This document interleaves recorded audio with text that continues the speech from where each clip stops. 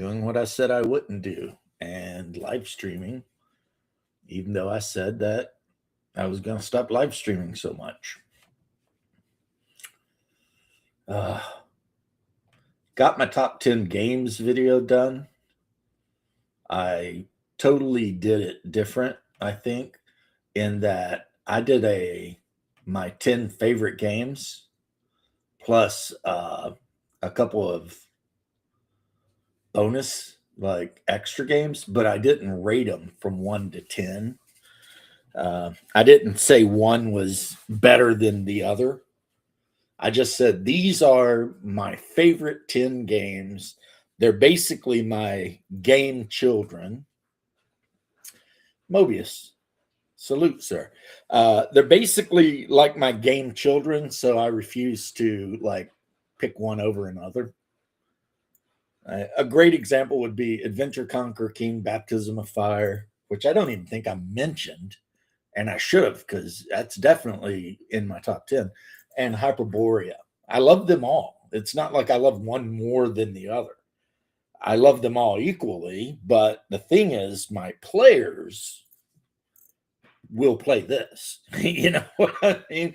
Because, and people always ask me, if you love Baptism of Fire so much, why don't you play it? And they're like, because the people in my group don't want to play a game set in the real world, no matter how cool the Slavic monsters and everything is PTUS.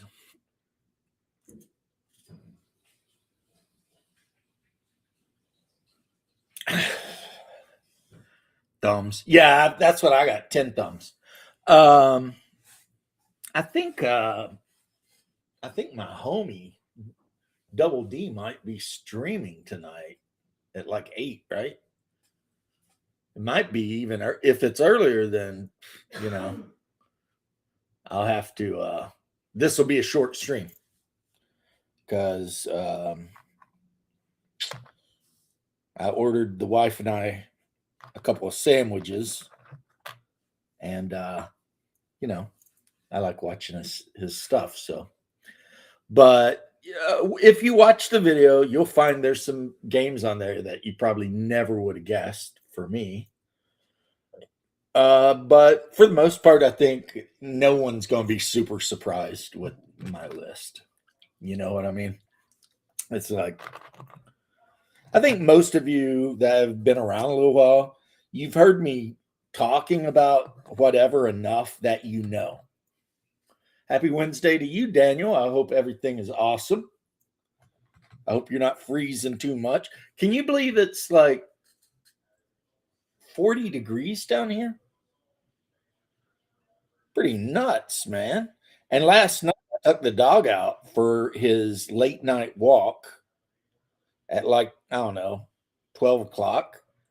And there was a layer of ice on top of the wife's car, on top of the mailbox.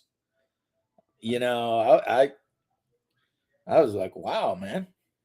Been a while. I remember back in the 80s, there was a while like this happened back in the 80s.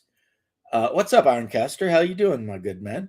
And I remember people were turning their sprinklers on because they were keeping the water flowing, so that the pipes wouldn't freeze. Because Florida, they don't build houses down here, especially the really old ones, to handle freezing temperatures, right? And I remember riding my bike around the next day, and all of the orange trees were covered in icicles. And it was like, having grown up or lived even then a lot of my life in an area where it gets cold, I still was like, I found it to be very surreal. You've got an orange tree covered in citrus and icicles hanging off of it. It's like, yeah. So an hour. So I'll be off of here in an hour because which might work out because the Italian place that's going to bring me my sandwich, actually the antipasta salad I ordered, my wife got a steak and cheese. they said it would be 60 minutes. So that's effing perfect, right? That's like, couldn't be any better if I'd tried and plotted. But so yeah, it was definitely below freezing here in Florida last night. Oh, somebody's trying to join me and I missed it. Oh, look who this guy is. Look at I've this. been in the green room for like 5 minutes. Well, that's what you get for not sending me a message. You did, didn't you? Hey, anyway. Can't be good for the orange trees. Ironcaster, it turns out if you like spray water on the orange trees and then it freezes, in some weird way, the layer of ice actually helps preserve the orange trees. And then in like the big orange groves, they would like just drape. They would either drape everything with that thick, clear plastic. And another thing they do is they put like 55-gallon metal drums between the orange groves, like at a distance, and light fires in them. So, like, if you're driving down the street and you looked into an orange grove, there would just be rows of, because they're just trying to keep them warm, you know, a little bit. You Which I already understand that when, like, you know, millions of dollars is on the line because you own like a really big orange grove. I assume those people make a lot of money if they own like 40 acres of orange grove. But yeah, orange juices. Yeah, you can count on the price of your freaking orange juices going up for sure. Yeah, that's you know, that's not even a question, buddy. I mean, this freeze. You know what else I figured out might be? Well, okay. For me, what's going up is bananas because I had 3 banana trees in the backyard and they produced. And my wife would take those bananas and let them get nice and slimy. And then she would make me banana nut muffins, right? You know what? Banana nut bread at work, dude. Come on, man. There I am. Banana nut bread at work. Do you know what I had at the wedding I went to like a month ago? What's that? Hey, they made banana pudding, but they made it with instead of Nilla wafers, banana bread. That sounds pretty good. That sounds phenomenal. It was good. I got a little. I mean, the wife grabbed me a little bowl, you know, and man, I'm glad she only got me a little bowl because I would have definitely. Dude, remember those banana pudding milkshakes from Chick-fil-A? Oh, when we were in Kentucky, right? Yeah. Yeah, I've never seen them down here. But we were in Kentucky, I guess. Where were we? Near Somerset?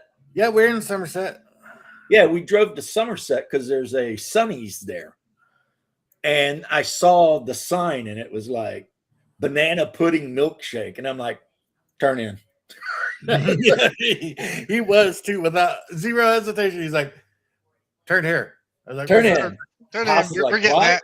And I'm like, look at that. So Haas swung his freaking Jeep around, boy.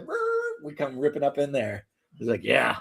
I got the biggest one they had, which in my opinion was about half as much as I wanted. Yeah, well, it should have been like double that size. Yeah, because I mean, it was in a cup like that big. And I'm like, oh no, 64 ounces, man. Yeah. Who are we fucking with here? So what's up with you, Doc Jones? Oh, not much. Just trying out a new, I guess you could say N64 port. I could say that, but would that be true?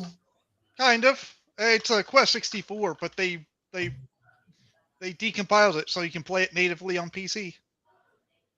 So back in the old days, Timmy, we called those emulators. Yeah, normally that's how you would do it, but this isn't using an emulator.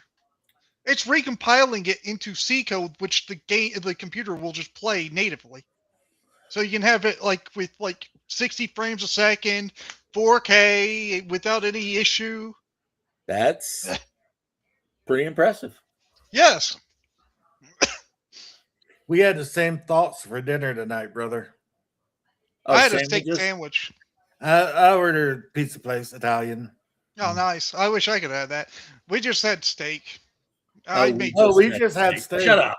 I wish I could have pizza because I had a big juicy steak. Yeah, we had steak. I wish I could have that sausage that God It's, only knows what it's made out of. Look, it's not as good as you think. It's kind of tough, very chewy. Yeah, well, you know what you do? You cook some onions with it, you douse it with some A1 sauce, and you call it a day. Some mushrooms. I put Maybe it some into mushrooms two if you're into slices of that bread, too, put yeah. cheese on it. Let's see. Oh, Bucky's. I love Bucky's. Anytime my wife and I, which this last year we've been in Georgia and Gainesville way more than is, normal for a human being. We have traveled so much, right? And every time, whether we're on 95 or 75, you got to Buc-ee's. swing into the Bucky's. But what I like to do is Beef buy jerky. like 2 pounds of the Korean Beef jerky. beef jerky. And then I'll just nibble on that for like a week or two. I got him hooked on it because when me and our mom came down. Well, I already liked Kegogi though. Yeah, but when me and mom Remember, came down, I made Mom and Mark one time. When we had that flat top, I made them Korean beef, yeah, with rice and kimchi. yeah. But when I brought you that Korean style beef jerky, I was like, brought oh yeah. like 2 pounds of that down, and I got like a little piece of it. I was like, oh yeah, this is the shit right here. I like Korean food though. So I like whatever. that hat. That's a nice hat you got there, homie. Yeah, I stole this from you. You visited and you were wearing it, and I took it off your head and put it on mine. And when you went to leave, I was like, no. That's all right. I've got like 6 more of them. I know, that's why you got 6 more. You had to buy a new one, I remember. Because you're like, now I gotta go home and buy a new hat. Well, I've And it's been wearing really those unfair hats. since I've got this full head of luscious hair and he's bald. So really I should let him keep his hat. I've been wearing those hats for over 25 years. I know. But I saw it and I was like, that's a nice hat. And since I'm the big brother, I'm just going to take that fucking hat. And there's nothing you can do about it. Which there is stuff he could have done about it. He could have called Mom. He could have been like, Mom, he's trying to steal my shit. And Mom Pops would have got been me a like, really that's not nice. Give it back. But nah, he didn't. You know the hats they have on Peaky Blinders, the Irish style hats with a floppy bill like that? Yeah, yeah. Pops bought me one. There's a YouTube Hey, Shadow. thing where, yeah, Shadow. What up? Shadow. The chat's in there, Shadow. But there's a YouTube channel where this dude dresses up like the Peaky Blinders guys, like the full suit, the coat, everything, and he just like has a guy standing way back. Oh, hey Janet, how you doing? You got a couple too? Nice. He has the film guy stand back while he walks like through a mall or something, and he just like they film the reaction of people. The people just like, wow. And it's so wild because like you got your average dude in a pair of like shorts and his freaking whatever and a t-shirt walking. No one cares. No one pays attention, whatever. And then you see this dude come walking down with his freaking, one hand in the pocket and just swagger. And like every woman stops and looks, I mean? And this guy is not like a supermodel. He's a good looking guy. He's, Yeah, but it's a average. dude walking through the mall with a tool suit on, man. You don't see that. Yeah, but he's dressed up all like the Peaky Blinders guys, and like everybody's just like Saxus. Hello. Good, homie. Hey, good. Yeah. It made me think, I own a couple of suits, but I thought maybe I should start throwing a little money at putting together one of those like 1930s or 40s British style, with the London fog long, Yeah, jacket, I think we should like take the it back. vest and everything. We should take it back to the 20s and start dressing like it's the 1920s. It's so weird. Like maybe it's a lie. Saxius probably knows the truth of this, knowing Saxius, but doesn't it seem like people 100 years ago just dressed better? Yeah. No, they did. They did. It's like It was considered the fashion back then, but then again, back then, you wearing like, even if you look at like the the lower middle class, or even the lower class, a 3-piece suit was considered to be the norm. It was the standard. It was what the majority of the clothes producers, what they were making. You know, shirt, vest, jacket, and then you would always have to complement it with a hat. That was seen as being the normal, so it was mass produced for that. And since then, we've seen a change in the textile industry, and we've moved away from cotton, wool, and the likes. So it's not really needed for that level of production. So, and then fashion has also come into all of that. Yeah, but I don't need a bunch of gay dudes telling me what I look good in. No. Here's the thing. It's sad that the word that Saxius said that really jumped out at me was standards. Yeah. And it's just sad that it seems like, I mean, now granted, I walk around in an Adidas tracksuit all day and a pair of Adidas sneakers, so I shouldn't be talking a lot of shit, since I got my Russian tuxedo on. But yeah, it does seem like standards of how we dressed from the 20s to now have just slowly declined until now you see people in like nightgowns and shit like that in a Walmart. And it's just like, aren't you embarrassed for yourself? Yeah, but like also the standards as in so what you're saying, clothes and all that, but now you also look at the setup of like the 3-piece suits that we were discussing from the 20s. That's now being seen as an exclusive and luxury article for you to wear. So if you want, well, you can go for the cheaper versions, of course, but if you want something that is going to make you look dapper, then you are going to have to pay the related price to that. Right. So there's been almost like an inverse, but yeah. But in North American culture, Kennedy killed the hat for men. Okay, says Kennedy was the first major public figure that did not wear a hat like most men were up until that point in time, and they killed the hat for men. It never recovered. And then the fucking boomers in their teenage years with their fucking Summer of Love and all that bullshit, and that gave way to the 70s. Men stopped dressing appropriately. You go look at older videos, older films, not videos, but films of men in the 40s, 50s, and up until like the late 60s. And most men, regardless of economic, station, wore a suit or wore a blazer or wore a neck, shirt buttoned up the neck, wore a tie, things like that. The 70s was the worst fucking decade because it killed all that shit, right?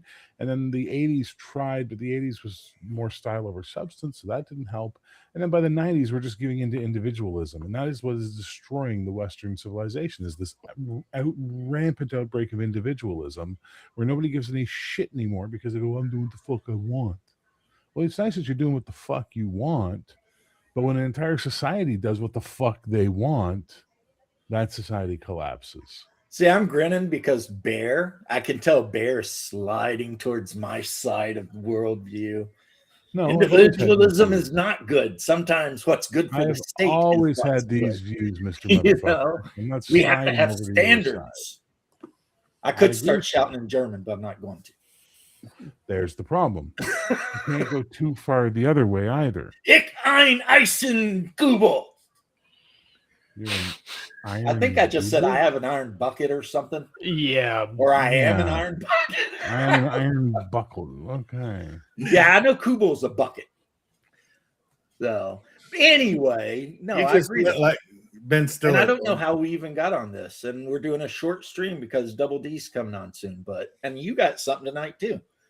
But Saxius informed the shit out of me. Yeah, I mean, it makes sense. If everyone's wearing 3-piece suits, then there's textile mills making 3-piece suits, which means there's surplus and they're cheaper.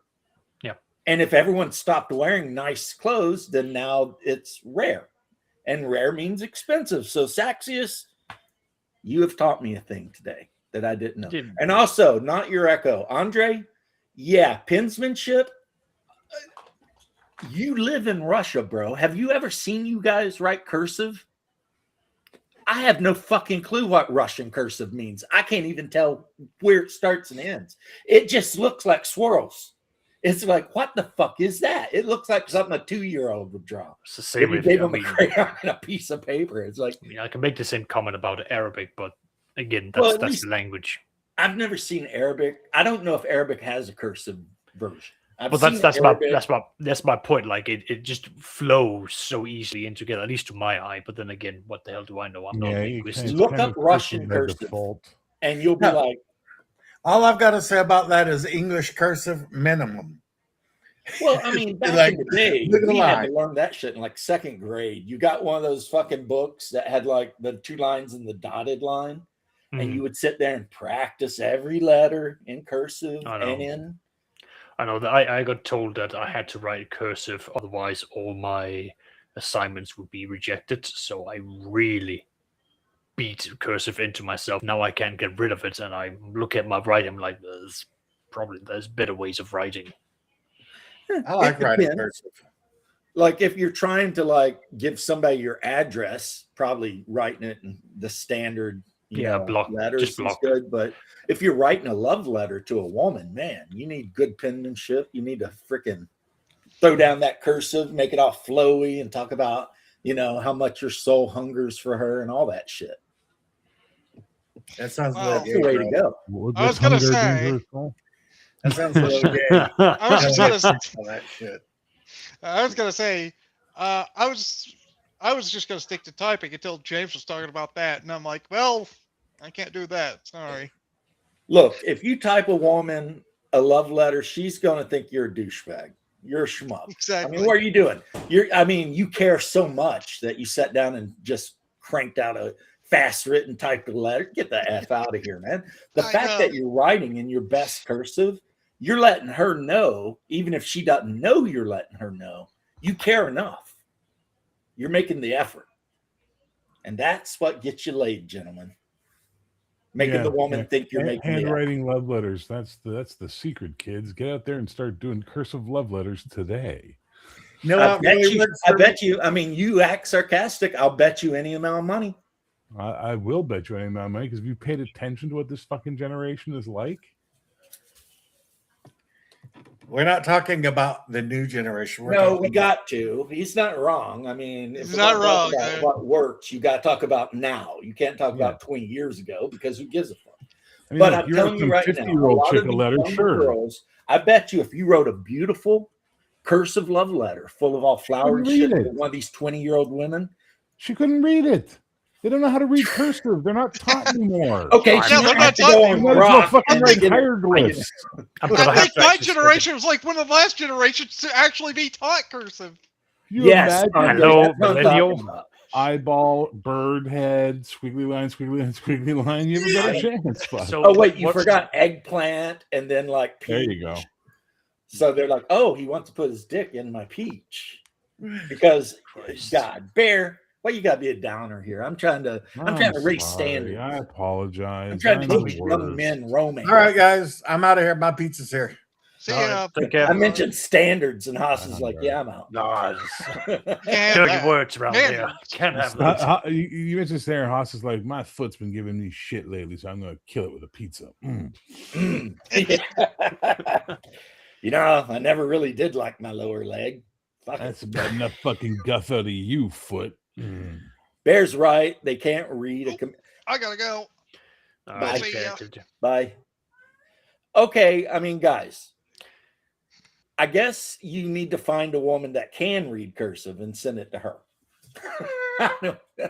What This the- is getting real complicated just to get laid. You know what? I mean, Take what- $150 and hit the fucking cat house instead. You'll get laid. You don't have to write cursive letters. live in You don't have to Montreal, find though, them who so could it's read like- cursive. right? You live in Quebec. It's like whatever.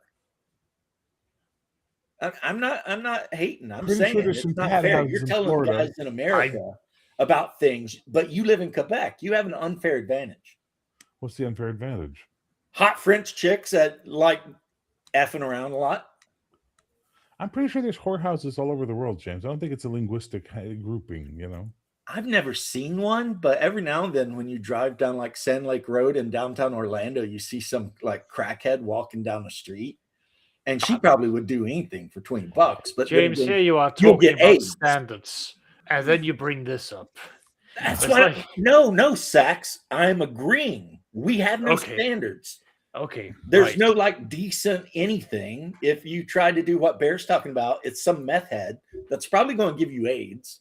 It's like, no, so we don't do that because no, I don't want to get laid that bad. I'll be celibate the rest of my life if I were a single man before I'm jumping in that shit. You know what I'm saying? I'm just glad I'm out of the dating pool at this point because Me too, Sax. Yes, me too. my wife and I. Well, my wife has friends that are still in the dating pool, and the stories that she hears is just like, okay, why, what, just how difficult is it these days? I mean, it's been a few years ago now, but one of her friends had to pay £20 to be a part of a speed dating event where she would just be men would just be be coming through and they would be like, hey, here's the pitch for who I am I interesting to you? And my wife and I, we both sat there and went, why? Like, what? Like, if that's considered dating, that's like, what's the point of this? Yeah. I like the good old days where you'd be like in a supermarket or something and kind of make eye contact with somebody and then maybe a couple of quick glances and then eventually you walk up to her and you're like, hey, my name's James. How are you? I mean, I can't help but notice, and you strike up a conversation. If you hit it off, then, maybe it goes somewhere, maybe it don't.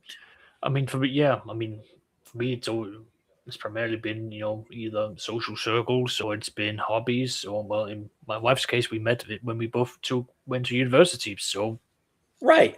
Yeah. Like for me, I think that like is the normal way. Well, yeah, I think that's a normal way. I'm sure there are other places in the world where it's like, well, son, I have sat down and I've talked to the other tribe and we have agreed on a favorable price upon your contributions to our society. You shall now marry over here and we shall have the 12 cows that shall embellish our herd. Yeah, and in the countries that still do that, the people getting married generally share grandparents. So, I mean, Andre would like to ask, what are common traits associated with French Canadian men and women separately?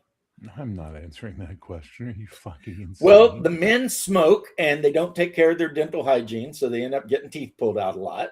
And the women are hot. So basically, your entire view of Quebecois culture is 1960s, 1970s. That's what I know. I mean, I haven't updated it, so I'm running on old. Letterkenny might not be the best example of what Canada is, just so we're clear on that. No, I don't think any other part of Canada is like Quebec. I think Quebec is its own fucking monster. Oh, it is. It's very unique here. It's very different. Whereas when I think of like the coastal regions on the east, I think dudes with thick brogue accents walking around in rubber boots and fucking flannel jackets and catching fish and living in little seaside villages, etc. That's what I think. Yeah, could be wrong, but that's kind of what I think. You could be. I mean, But Quebecois, that's a whole different kettle of fish right there. I know. If I lived in Canada, chances are right now I would be married to probably an Indian. Right. Okay. And I don't mean Hindu. I mean like. No, I know what you mean. No, I Native got what American. you meant. Good luck. Yeah. Not that I wouldn't like date a Hindu. I would, but I just know how I was as a young man in America and always being attracted to the dark hair and everything. If I lived in a country where there were just natives all over the place, it'd be like, my food's here. Do you got that, babe? She does. Okay. The dog's just hitting like food's here. Everyone we should go back to dating tapes. Lowered expectations. What? Lowered expectations. I remember that. Wasn't that SNL or whatever? That was Mad TV. God, that was funny. Lowered expectations. And then you had like John Levitt and what's his name? Tom Hanks. And they're on like the cruise ship full of nothing but old people. And they're like trying to hit on these old ladies. And, ooh, strawberry delight or frosted delight. And you hear John Levitt be like, nowhere to go but up unless we stay right here. It's just so funny. Oh man, I love John Lovitz. Underrated, so underrated. John Lovitz, yeah, funny guy. Going for a squaw equals tax benefits. Nah, for me, when I was young, I just really loved the straight black hair, which is why I got into the whole goth scene anyway. Because 7 out of 10 goth chicks are black number one straight hair. I mean, it's not natural, but they all do black number one and they all have their hair straightened. And then you run into a few of them that'll do like a burgundy red wine color hair. It's really unnatural looking red, you know, it's like almost a weird purple red. And then every now and then you run into the platinum blonde goth. You know, they're rare too, but they're out there, you know. I can't say I know much about this scene, so I'm Oh, taking well, your word for it. dude, this was like the 90s. And there was literally like a uniform. When you showed up, you generally had black jeans on, a black shirt, maybe a leather jacket, Doc Martens, laced all up and shit. And dudes would wear a lot of times black nail polish. I even did that. Fair. And then the goth chicks, a lot of times the makeup they would wear depend on her hair color. So a lot of the black haired ones would wear like a blue still color lipstick, but the platinum blondes always went with like the blood red. Right. I mean, because the whole idea was to make you look like you were dead or a vampire or something. So, Fair enough. yeah. And then you hung out and listened to Joy Division and tried to hook up. Jeez. So, like any other dating culture, it was like you put on the uniform, you went to the club, you had some drinks, you listened to the same music, maybe danced. And goth dancing is really goofy. Like the dudes, you just kind of lean back and forth and kick every now and then. And then the women, they have the brushing the webs away and the flooding the bats and all that kind of shit. And then maybe you hook up or not. Fair enough. Maybe. Yeah, I mean, did you guys not have a goth scene in Denmark? I know England did. I can't say too much. I grew up in like the more, I don't want to call it rural, but more suburban area of Denmark, north of Copenhagen. So we didn't really have much of a culture, like of that nature. Right, I got you. So yeah, and so if I wanted to be exposed to any of that, I would have to go into Copenhagen and specific areas of Copenhagen, which I was 12 when we left Denmark. I would never have gone to those places. Right. Even when I came back to Europe in my early 20s, I was like, nah, I'm gonna skip on this. I've had enough. Like the alternative goth thing, like never really appealed to me. But hey, I was deep into my D&D and role playing games. See, it didn't appeal to me until I got out of the army, and I kind of fell in with vampire players. Yeah. And it was I was playing Magic at like a local comic shop. This is about 94, 95, I guess, somewhere in there. Yeah. And like all of a sudden, Vampire the Masquerade got super popular. Mm-hmm. And then some of the people that played Magic the Gathering with me crossed over into both hobbies, and that's how I kind of got introduced into it.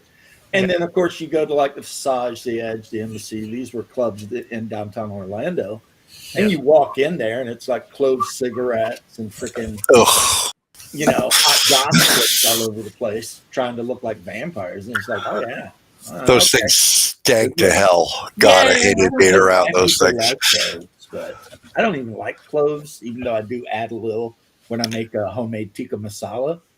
But yeah, clove cigarettes, man. It's like, but I mean, I've talked about this a billion times. You guys know. Yeah. It was just a whole thing in like the 90s to maybe 2000. Yeah. And then it vanished. It just went away. Fair enough. It's coming back though, because Bear sent me something from Facebook, and it was a bunch of hot goth chicks. Yeah, that's just all being hot goth chicks. It's a very funny little group. It was funny. The guy orders his McDonald's meal, and the goth chick gives it to him. He's like, and they're like, enjoy your meal. And he's like, you too. And the next thing you know, they're in the car eating his food. And he's just sitting there. And I'm thinking, I wouldn't have had a problem with that at all. Before I got married, I'd been like, all right, come on, man, let's hang out. You know, I mean, I buy some more Happy Meals or whatever. Yeah. I don't feel know. like you're watching a bunch of taxi drivers. Interesting, Shadow. Oh, yeah, hell yeah! Me and my homie got. Nobody here is an Arab. I don't see why that's the case. What's funny is Hoss used to be a taxi driver for like 2 years. He drove taxi. Welcome in, sir. Where would you like to go? Wherever. I shall go there in the most efficient way possible. That will be optimal for the gas mileage and minimum for your payments. Thank you. And off we go. And off we go. I will not talk to you. Where am I? You're in a Johnny cab.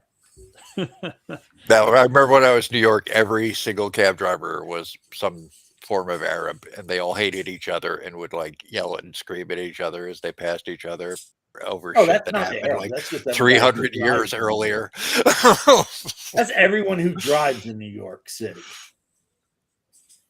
My dad never drove a car until he moved out of New York. Because if you live in Queens, you don't have to. Oh, you're an idiot to own a car in New York. Yeah, You're you an buy a bus pass. You catch the subway. And bye, Doc. Bye, Doc. Not seeing you, bro. Because if you own a car, say you own a car in Queens, right? Yeah. You have to basically rent an apartment for your car. Yeah.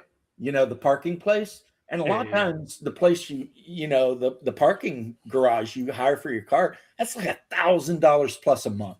Yeah, it's more than rent in a lot of places. It's just fucking nuts. So yeah, you get a bus pass, you catch the bus, you take the tube, and fuck that car, you know. And it's like down here, like from Kentucky down that I know about, if you ain't got a car, you're not getting a one. Just forget about it, right? Mm-hmm. But in New York, I don't care. Because the chicks are taking the bus. They're catching a cab. They're riding a tube too. A totally different culture, right? Well, you can't really do anything down here without a car. Everything is so like spread out. Yeah. I mean, if you're in a city, it's a little different. But well, yeah, like Jacksonville is the city of Jacksonville encompasses the entirety of Duval County. It's 100 miles across, probably. And that's the city of Jacksonville. So imagine trying to be on the dating scene in a city that's 100 miles across. But yeah, again, like that's also part of like the United States geography. You know, it's a massive continent. You are going to be having cities that are that large. Or if you need to go somewhere, you need your own private transportation because public transportation is not that developed, from what I understand. It seems like, and I don't know if it's a party thing or not, so I'm not going to try to make this political, but it does seem like most American politicians just hate the idea of like public transit at all. Now, we love like trains, cities. You know, yeah. If you're shipping goods and cargo, we love trains. I mean, there are fucking trains everywhere, and they're always going, and they're full of vegetables and meat and cows and every other thing. But if you're talking about actual public transport to get from like here to Orlando, fuck yourself. Exactly. That's what I mean. Yeah, Hell, there was one thing that I loved when I lived in the Netherlands, which was that despite what company owned the different public transportations, they were all unified by having the same system, so that you could buy one card, and then if you went on the bus, if you went on the trams, if you went on the trains, you could pay with the same card and you could top it up however you wanted. You wouldn't be impeded in that. It gave a lot of liberty and encouraged you to use the public transportation. Came to the UK, no. You need a different card for this. And I'm just like, Jesus Christ. Someone sold a spot for $1 million. I believe it. When my pop's cousin bought his house in Long Island, Mm-hmm. and it's about a quarter the size of my house. He paid $1.5 million, and he was so proud of his 8-foot by 20-foot front yard because there was grass. Right. And I'm sitting down here, and at that time I lived on 5 acres in a ranch house, and it's just like that I had not paid that much for, and it's just like.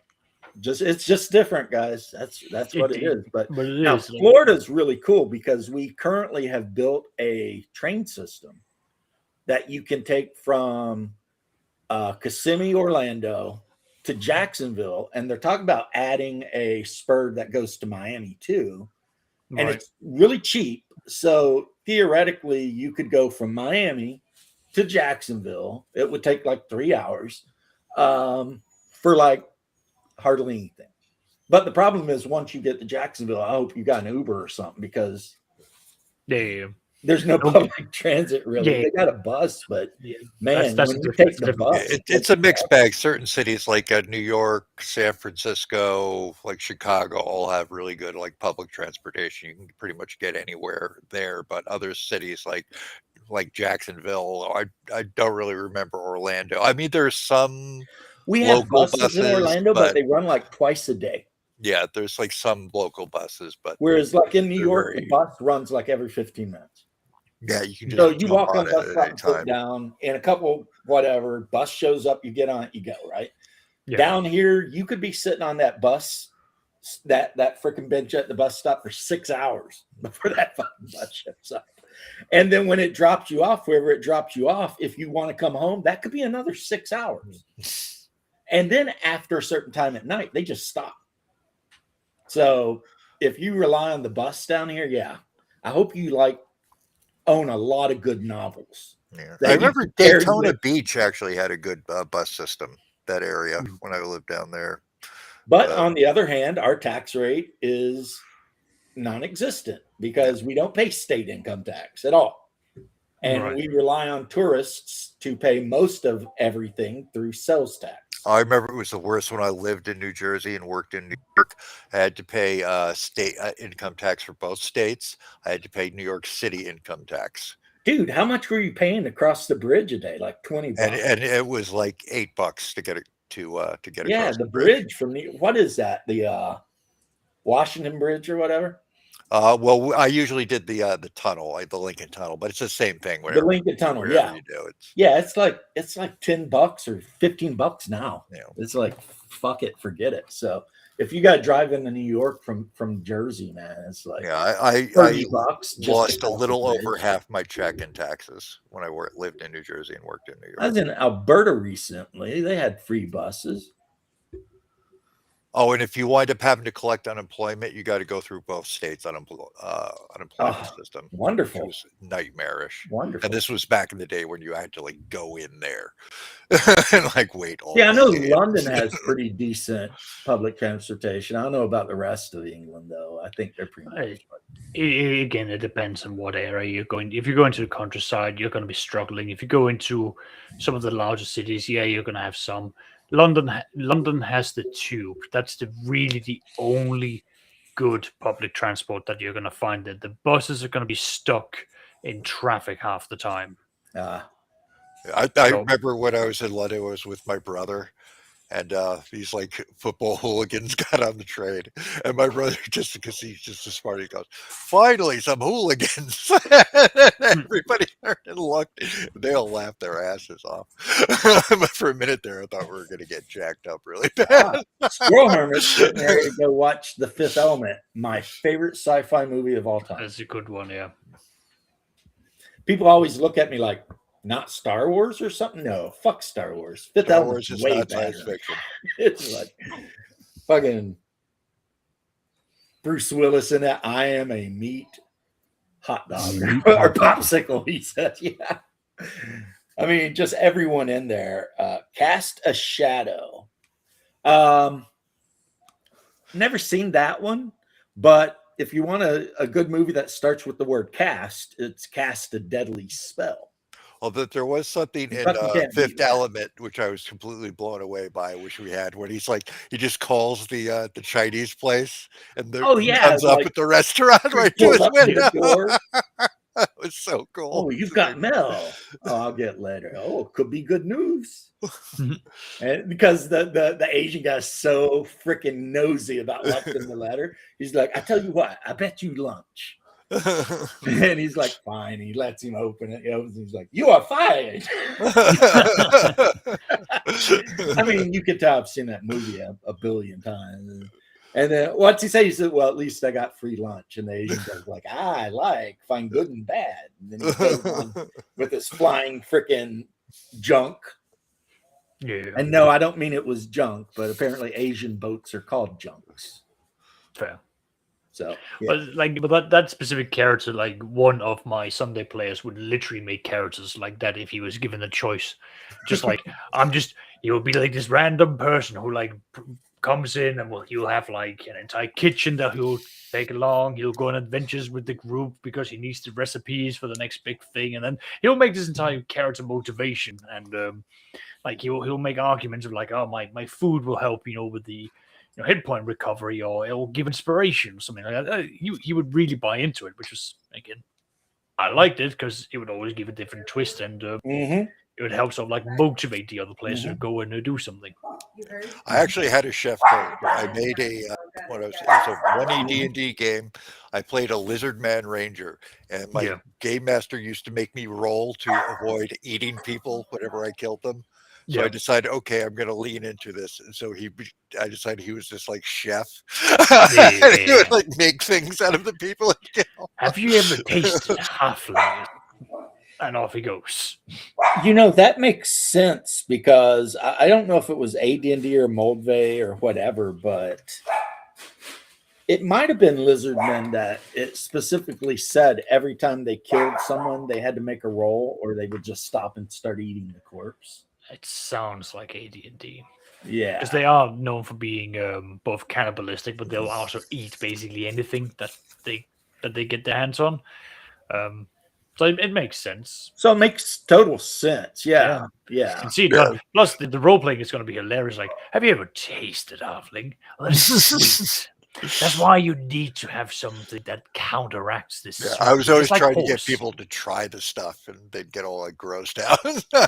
You sound, in a way, your character sounds a little bit like the lizard man necromancer and goblin slayer. No, yeah. My great grandpappy. He's making stew and shit. Go get him, Bone Daddy. I would also Bone Daddy. Also delicious in dungeon because eat that meat. Yeah, eat that meat. If they die on the way, just eat them. Please and the don't cleric's do that. Like, don't eat that. Necromancy is evil. Yeah, the cleric's like, I'm not sure I'm comfortable being in a group with this guy. I'm not sure I'm comfortable with that. Fuck, that is still the best. Carrots on the side. It's great. I had meatloaf with mashed potatoes and peas and carrots again because I love my wife's meatloaf. So.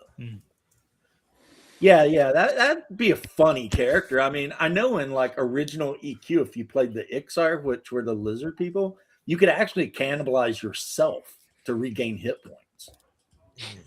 It was like this weird thing. How? Like, do you just like take a bicep and like carve it out? I think the lore had something to do with you could eat your tail because it regenerates. Yeah, does it make any scientific sense? No, this is magical shit. I mean, no, like that's fine. I'm just how my head rolls, James. Like, I'm then going into the whole thing of like, well, how does the rest of that society work? Is it then the whole thing of like they start chopping each other's tails off because there's a form of delicacy to that? I don't know. It's just my head has a hard time like grasping that. Well, I think the Ixar were basically primarily like a theocracy. They worshipped one of the evil gods. And if you played one of the characters in original EQ, I don't know what it's like now. They were really good at swimming. So that was kind of the thing. They could jump in the water and just freaking haul. Did D&D replace Lizardmen with Dragonborn, or are they a different thing? Lizardmen were never a thing in like most official D&D, but there were like settings that featured them pretty. So I know, like there was one setting where there's a whole empire that was ruled by lizardmen. Yeah, that's the ruled by lizard people. No, in America, the world. Oh God, who do you think built? What is it? Tepi or whatever. Dragonlance. That's the one. That's the one you're thinking of. There was Dragonlance. Yep. But there was one where there is like before Games Workshop came out with the Lizardman Army for fantasy.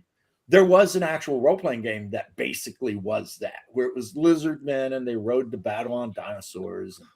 So you'd have like a big stegosaurus with like 50 lizardmen on the top and like the thing with bows. And they owned this empire, but instead of being like Aztec-like, they were more like Egyptian. Right. I don't know. But this is something that was in a Dragon magazine back in the freaking late 80s, man. But that's why I'm saying, Shadow. Lizardmen were like, they were a thing, man. Yeah. And they were neutral too. They weren't actually evil. They were neutral. And some lizardmen would actually trade with nearby humans, but other lizardmen would try and eat them. It just really depended on what the F was going on with in their lizard brain. You know, it was like, now there is some monster, if I remember correctly, in D&D that really, really likes eating halflings. Is it the Bullet? No, the Bullet started out going after halflings. Then it was evolved into going after mules because that's how the players were carrying their treasure. So it was adapted. So it started out with halflings, then it moved on to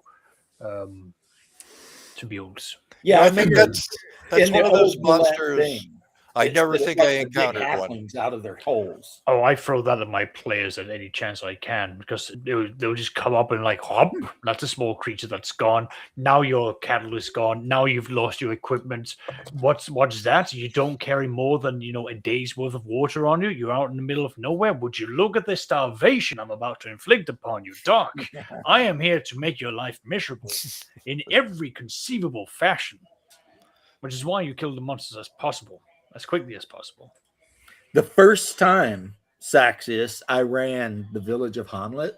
Yes. When the group went to the abandoned keep house, whatever, where the bandits were, the halfling in the group got swallowed and died by a giant frog.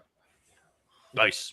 Like literally as they're walking through the swamp up to the gatehouse. Yep. The freaking frogs jump out of the swamp and attack them, and the halfling is like nat 20. It's like the halfling's just like, oh, now you're in. Off I go. I was like, oh, okay. Yeah. Johnny's not about the team anymore.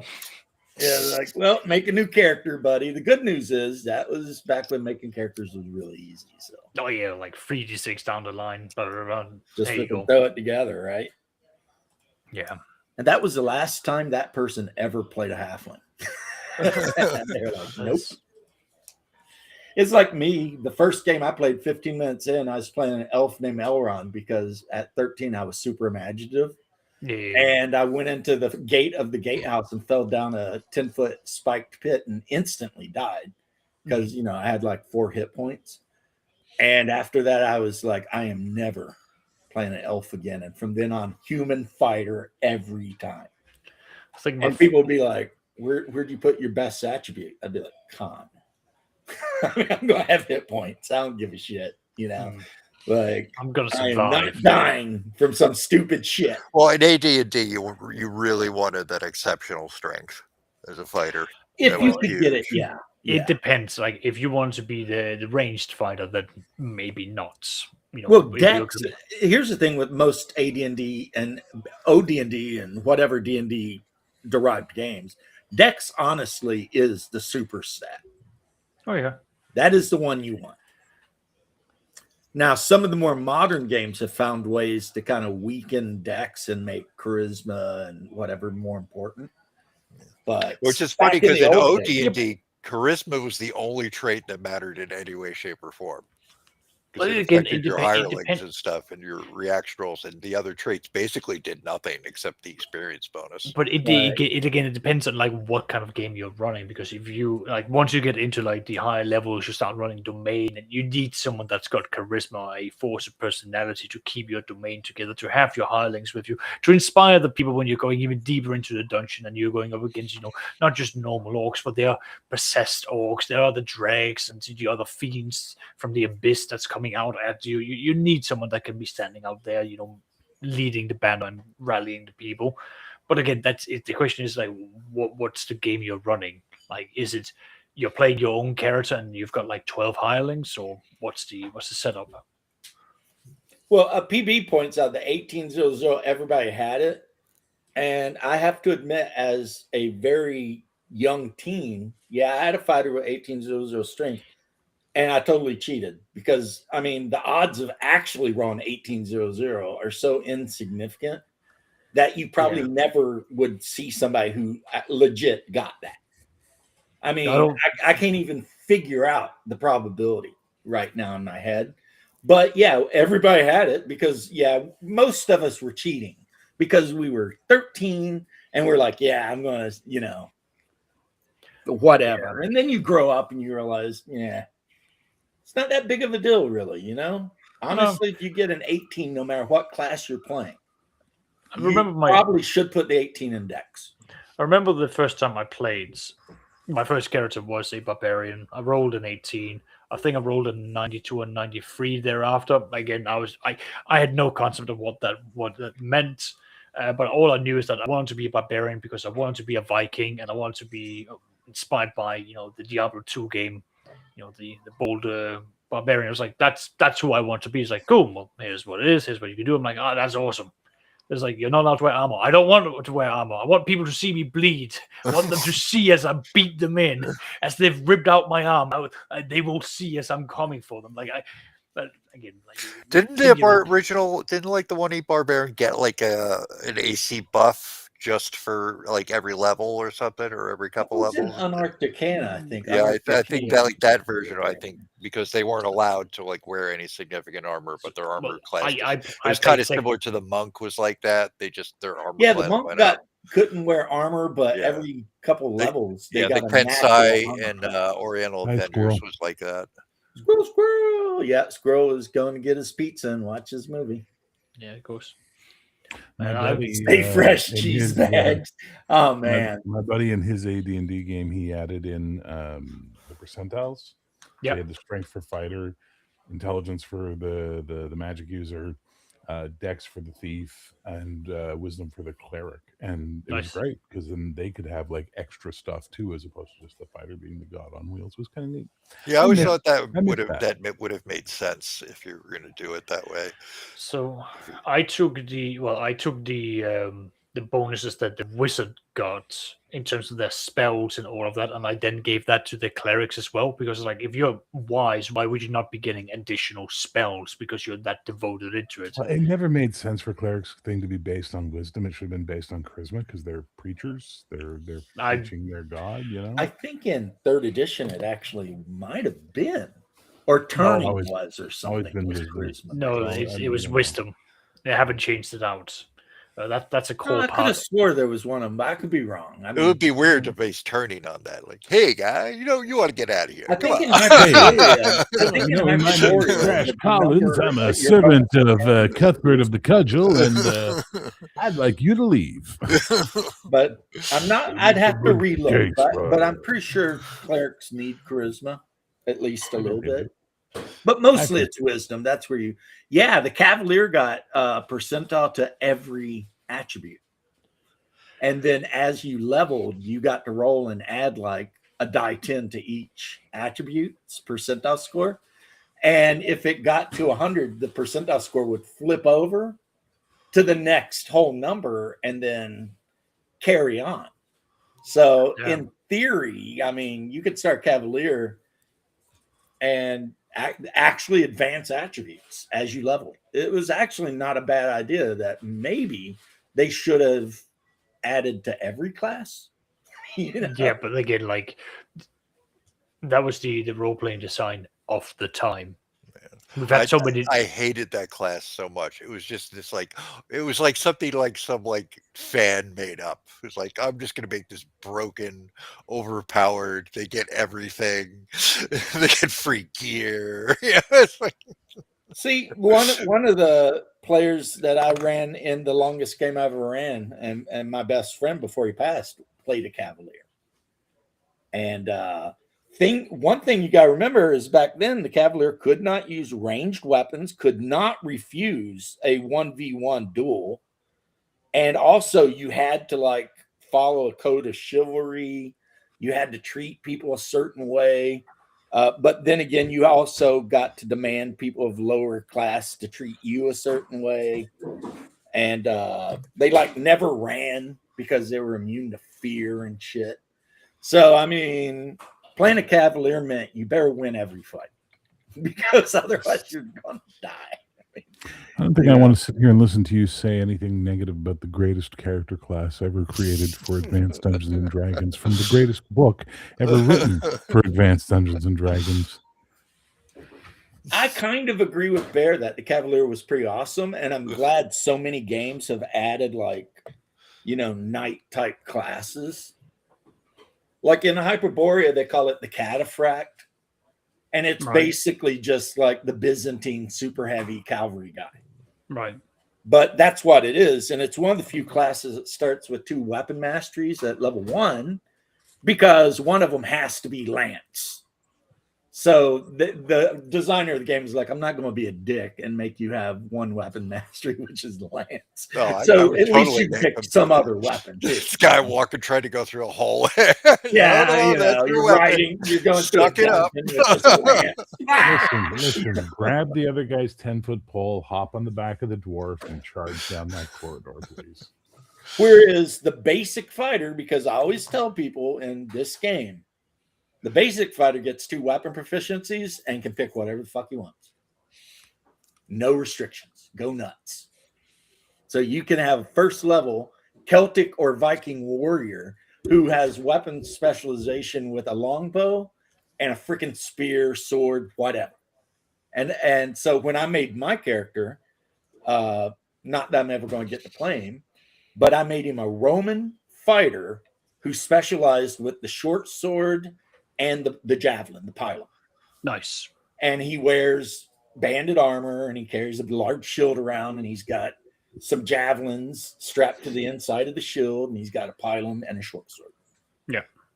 Because he's Roman. He literally is just a Roman guy that ended up on a weird floating island in space. But like you do. And like I keep telling Shadow, everything he complains about AD&D, this game fixed. And he don't even have to play the setting. He could just use the rules. Like Shadows can play. Mages don't get bonus spells for having a high intelligence, but clerics get bonus. And it's like, guess what? Mages in this game get bonus spells. I can't wait to see what your next obsession is going to be. I'm actually like really excited to see what it's going to be. I made my number 10 list and I'm updating it later. But what I did different is I said right off the bat that the number in which I named the game has nothing to do with how much I love it. Because all 10 of the, maybe 12 of the games I listed, I absolutely love equally. Yeah. And they're all amazing. And then I forgot, catch you later, Mobius. I'm going to end this too. I forgot Baptism of Fire because I was so excited about some other stuff. So then I had to say, by the way, Baptism of Fire too. Wait, you took it seriously? Of course. You didn't just say Hyperborea 10 times and then go drop a microphone? Listen, that's what I planned to do. I know. And I decided to actually be legit with it. And I'll tell you what, coming up with just only 10 games that I actually love was the fucking hardest thing I've done today. Fair. I had to actually sit down and think about it. And I was like, oh my God, there's so many games I love. It's like, how do you pick? How do you pick? I didn't even mention Warhammer Fantasy Roleplay 2nd edition. I love that game. See, now I'm sitting here talking to you guys and I'm thinking like another 10 or 20 games I could have thrown on that list. I had to mention as a bonus Talislanta. Okay. Because I love Talislanta. No one else in the world seems to, but I do. I like the system. Twilight 2000.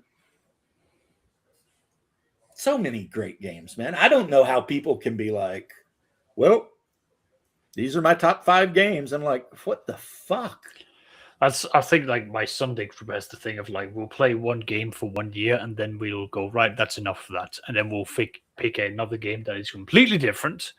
And then we'll obsess about that for another year. And then it sort of continues, unless it's some games are just made to be short games, in my opinion. And by short games, I guess I mean like 3 to 6 months. Call of Cthulhu. Yeah. You know, you run through a few adventures.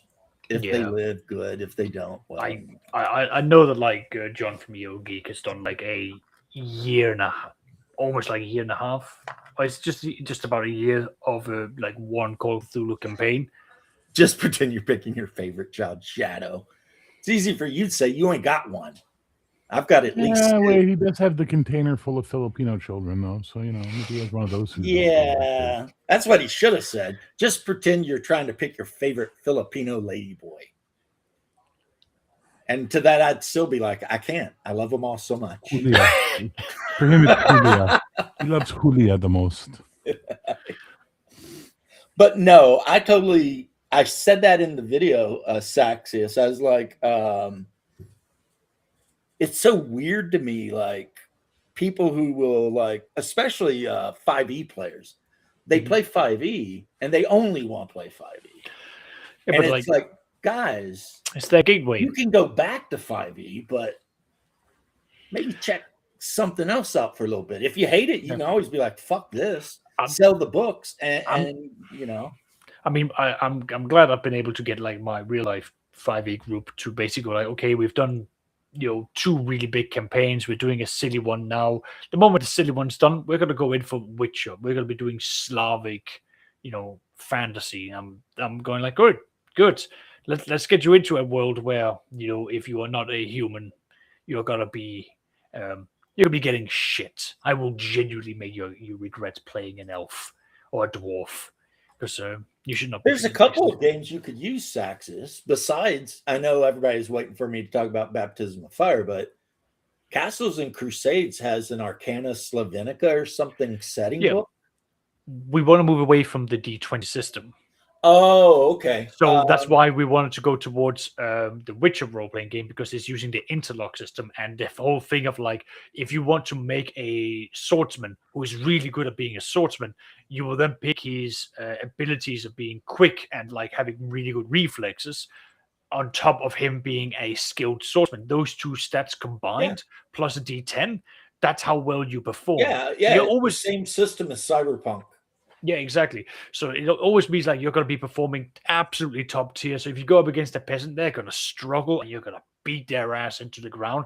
Plus, that again, I know it's not quite like Cyberpunk that Bears knows and loves, but I do like that these.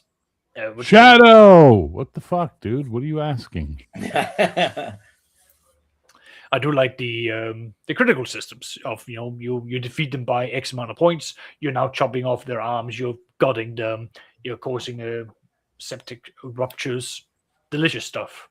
Well, yeah, I don't know if you've ever played Cyberpunk, but if you're playing like a solo and you do what you just said, if you're fighting against like most street scum, like you can start doing called shots and fucking around. And like, it's almost like you're not going to miss. So you're walking down the street and somebody starts fucking with you. And like, I'm going to shoot him in the face. Mm-hmm. And then they apply the penalty, but then you roll and you're like, yes, I got it. So you shot him in the face and he takes a shit ton of extra damage because, I mean. Yeah, but it's a lot harder to hit a headshot in Cyberpunk than you think. And the only thing you have to worry about as a solo is either another solo who's better than you, or 2 solos who are on par with you, or 3 solos who are less on par with you. I mean, solos even themselves out real fucking quick in Cyberpunk, and then you just introduce Euro solos and watch everybody shit their pants because Euro solos have the best cyberware and this and that. And, you know, but I mean, I think the point stands that the system allows you to actually be good at a thing. No, absolutely. And where most of the time you're going to do what you want. But the system's absolutely unforgiving if your dice fuck you. Oh, yeah. You can roll those failures. And like you said, you can get jumped by a killer clown in the middle of a no-go and he can shoot you in the face with an acid gun. That's not fun. That's not good. I was playing a solo in my buddy's game back in the 90s, and we were on top of a building and the bad guys were inside having a meeting, and there was like a chimney style entrance with a ladder going down in it type thing. And so I basically wanted to be cool because it was, I was in my 20s. And so my character hooks his legs into the hoops on the ladders and lays back into the thing and shoots everybody in the room. And I got an amazing roll, and I killed like 5 guys with a spray of fire. And then my dex check, I got a 1 as my legs slipped out of the fucking ladder, and I fell, hitting my head on every fucking rung on the way down 30 feet to the floor. You're like, woo, So it was amazing, and then dead. Like it's just that game can Pulled be a so Wile E. fucking Coyote unpredictable. on that one. Oh yeah. But anyway, guys, I gotta get going. My food Yeah. arrived, and Bear, we're gaming tonight. Yeah, why don't you try reading the chat there, buddy? You might, Yeah, that's what I was saying. I know it's getting time for your game in like an hour, and Shadow's game, and everybody's game. Saxius, thank you for joining me and teaching me about suits. I will carry that info with me until I die, probably. And everyone else, peace and love. This was a pretty good one. I liked it, and I'll catch you later. Peace, love, and geek. Yeah, and I'll Take catch care. you all later. Oh, plus, Bear, now that you mentioned Golden Brown was about heroin, because I always thought it was about a lager, a nice beer. I listened to the Stranglers video, and I'm like, fuck, how did I not know? He's like, other than saying, hey, let's shoot up smack, he's putting it out there pretty hard, Like, like sand through comes the to ages, the west, she's moving from west. the distant Yeah, east, and all this it's shit. great. It's like, Great. stays for a day, never frown with Golden Brown. I'm like,